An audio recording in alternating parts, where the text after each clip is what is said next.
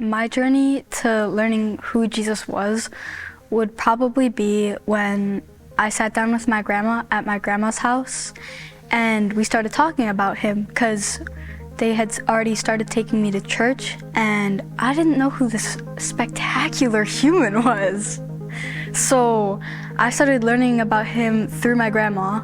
But I was still struggling with a lot of anxiety. I was still struggling with depression. I was trying all these things, but I was really not experiencing any peace. And I was really questioning my beliefs. And I just out of the blue, very randomly, had this call to buy a Bible. And I was very confused by that at the time. And it was just something I couldn't shake. And so I decided to go buy a Bible. And I remember getting home with my Bible and actually Googling, like, okay, how do I read a Bible? I remember sitting at my kitchen table, and I tried everything to quit drinking, and I was sitting at my kitchen table because the night before, my 12-year-old son was sitting there putting cold cloths on my head and emptying my puke pail.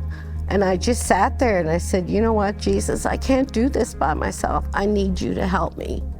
And so I think from that moment on, that's when my personal journey kept going. I never drank since that day. Like the very day that I asked for it, he answered it right away. And never ever had the urge to drink anymore. And it's been almost 21 years, so. Definitely my mom and my Oma. My mom reads and prays with me before I go to bed and before we go to school, to make sure I'm not sad or anything. And then when I go to my cabin, my Oma's always there, and she always asks, how's your day? How's your relationship with God going? All that. Right away, we participated in churches and stuff like that, so Jesus was there right from the beginning with me right there, but not understood as a child, right? Go through the formalities of a child. So that was an introduction to it all, but it wasn't like I was there on my own purpose, right? And what I've learned throughout religion is that, and throughout my faith, was that you have to go to the cross yourself. No one can tell you to do it. It's up to you, your final decision, and Jesus knows that, right? The funny joke for me was I haven't been living right by Jesus for quite a while. I've had my in and outs and kind of rebelled as a child.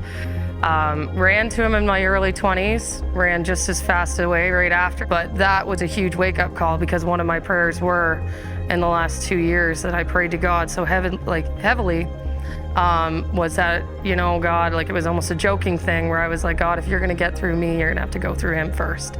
And he did. And that still blows my mind. I don't really know how to explain it. It's just that feeling that he's sitting right beside me, just listening to me and having a conversation with me, and it's just that kind of thing where you can tell him anything.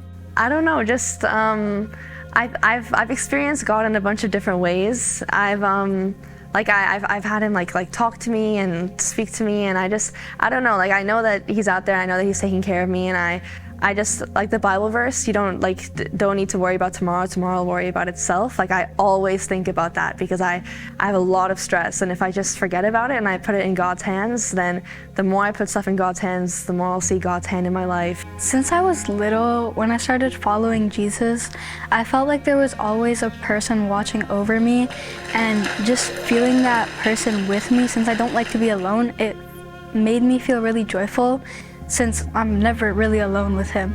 But it was just over these weeks of just sitting with my Bible and really just being open to for the first time to Jesus, and just having this quiet time with him, and just allowing, just this curiosity. And I just started to have, really feeling his presence for the first time in those times of curiosity. And I had a lot of questions, and it just felt like either I was just receiving through something from Scripture, or just from the presence of God answering my questions. Well, I'm 65 years old, and I was baptized when I was a baby. But I don't know, I just think it's time. It's time, and the big guy up there has been convicting my heart of it. So I think that's probably, I want to take that next step. You know what I mean? if you don't know that there's someone that created our earth and died on the cross to save us, and he will always be there for you, and you should start believing in him. To me, being from a small town, cattle town, baptism to me was more like a branding. You know, that's you're his stock. You're boom. Once you're baptized, you know, that's it. You know, you got the final. And that's what scares a lot of people away from baptism, right? Is that, you know, I don't want to commit myself to this unknown figure, this supernatural thing. You know, again, it's a realm of supernatural, right? You know, we're in, right? You know, so once you baptize yourself, you are in that realm of supernatural. Where, again, what you guys have been talking about in the past weeks, where his kingdom is different. You know, and it invites all. So for me, baptism is not coming up a new person. It's coming up somebody who's going to be following Jesus from here on out. Now, whether that changes me when I come up from the water, I wouldn't say that it may, but I will tell you that my heart is changing daily, and I hope it continues to change from there on forward. I would like to thank my mom's best friend, Melissa, because we had a very long talk before about Jesus, and it just changed my whole perspective on everything, and I was like, that's what I've been needing for a very long time.